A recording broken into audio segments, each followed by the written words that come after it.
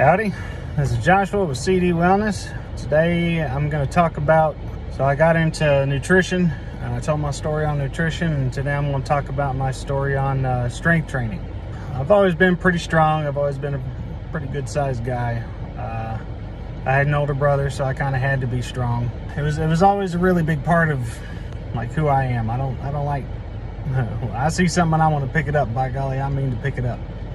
It's a weird thing, weird flex bro, but it is what it is. And I just kind of coasted with that, just being naturally strong. Didn't really think about it one way or the other. I think I was about 25. I was working at a munitions factory. And the weirdest way, like it wasn't an impact. It wasn't like nothing hit me. I just, I'm sure a lot of people say this, but I worked too hard. I gave myself a spinal condition called spondylolisthesis, which is somewhere between a slipped disc and a broke back. That took me down more than a couple pegs. Took me down for a long time.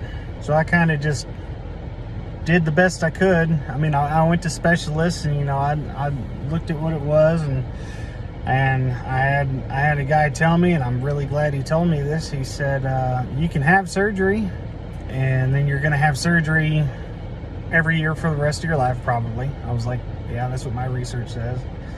And he said, you can wear a back brace, at which point your need to have surgery is going to get worse because your back's just going to get weaker. And I said, okay, that sounds like not a good idea. And he said, or you can tough it out and try to get stronger. And I was like, all right then. I'm pretty good at being unnecessarily strong for no reason. Let's go. Can't say I was that optimistic about it, but it was the option I had before me. So I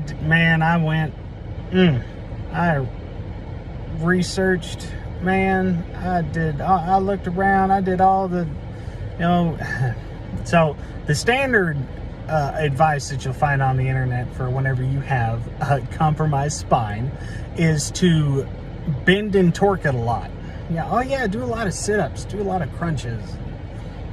Don't do that. If you have a healthy back, don't do sit-ups and crunches. Like that's just astoundingly bad advice. I know that now. Of course, I didn't back then. Like, man, I did all the crunches I could. I did the little twisty back thing, and the flopping the leg over and turning your back the other way, which I've always been pretty flexible. So I was like, all right, whatever. And man, it just never got better. It seemed to get better whenever I wasn't trying to make it better. And I was like, okay, sure, that makes a kind of sense. Man, it just took me forever. I was weak. I couldn't be on my feet very long. I still have my limitations, obviously, and my back's still jacked up, but it was pretty bad. I twist the right way, and man, I just hit the ground. I just have to stay there until it went away, because it's like I stomped on a nail. And it didn't imagine. You can imagine it doesn't feel good when you stomp on a nail. You don't have to do it to know. But it wasn't fun. It wasn't a whole lot of fun. And through the glory of YouTube, the savior of us all, I came across, it was a guy that I'd been listening to for a little while. John Lovell, of the Warrior Poet Society. Awesome dude. Pretty high speed fella. Yay for that. I actually haven't watched his videos in a while, so if like he did something bad, man, I don't know about it. When I was watching him, he was a cool dude. Anyway, so he was a ranger, and he did a bunch of jumping and stuff like that, and he managed to jack his back up too.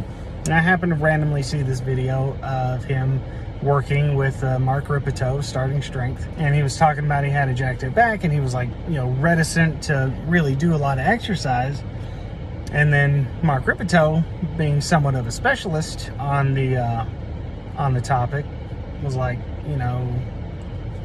here's how you do that. This is how the body responds to input, and this is how it responds to stress. And if you never use the thing, why is your body going to divert a bunch of resources to try to heal it? And you just gotta, it's all about proper form. It's all about proper form. I know a lot of people are scared of deadlifts, and they probably should be.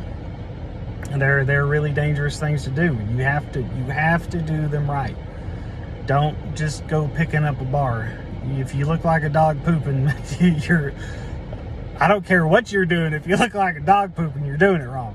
So I watched him and I was like, all right, man, maybe there's something to that. So I dove in because, like I said, I don't particularly care to not be able to stand up for more than 5 minutes. So I went and I got his book and I read it and I watched all of his videos and I went on the forums and I got all this information I could and I cross-referenced it with, other workout systems and what other people said, and his stuff just made the most sense. And I was like, all right. Kind of like with the keto, vor and all that stuff, I was like, it was a little scary. I got a bad back. I'm about to go start jerking 300 pounds off the ground, which you don't start at 300 pounds, but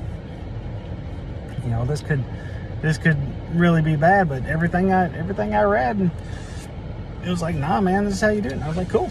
So I went, started going to a gym. It's not the ideal way to do it, but sometimes it's all you got. And I went and I picked up a bar and I paid really close attention to how I was moving because I don't have the luxury of a trainer. That's wildly outside my budget. And I watched videos, I watched myself in the mirror, I recorded myself, and I did the playbacks, and I got it to where I wouldn't be surprised if I'm doing something wrong, but I imagine I got most of it pretty spot on. And I got to where I was lifting, I was doing pretty good increments. Like whenever you start, obviously, you can make like 50-pound jumps. But if you're like me and you get bored and you're like, I could lift 50 more pounds, and you put 50 more pounds on there and you're like, maybe we should go back down to 25. You can get humbled pretty quick because 5 pounds makes a difference. 5 pounds can make a big difference. So anyway, I started doing that and I got to lifting and I got up to, eventually I was able to, on a nice tax income, I was able to get a bar and some weights, and I got 240 pounds and I worked my way up. It wasn't quick. It took me a little while to get there, but I managed to get all the way up to the 240, and I can say that the system works. Well, for me, technically I got a broke back. I'm also the only dude at my job that can just throw 200 pounds of stuff like it ain't nothing. The bending over, the repetition, the small stuff, bending over again and again and again, that's normally what gets people because, you stop paying attention to proper form. As long as you got proper form, you're going to be okay. So that's the big to-do right there. And, understanding the physiological biomechanics of the human form helps a lot. Having an understanding of physics and all that stuff is super handy, but getting your form down, some people don't care about all the extra details. Just get the form. If you got the form down, you can lift a lot of weight. Don't rush it. This ain't a race. It's you're going to be running this race for the rest of your life. Just walk, man. Just walk. I feel like that's kind of an anticlimactic story. Back went bad and it got better, and now I don't have to randomly hit the ground and crawl around for 30 minutes while it resets.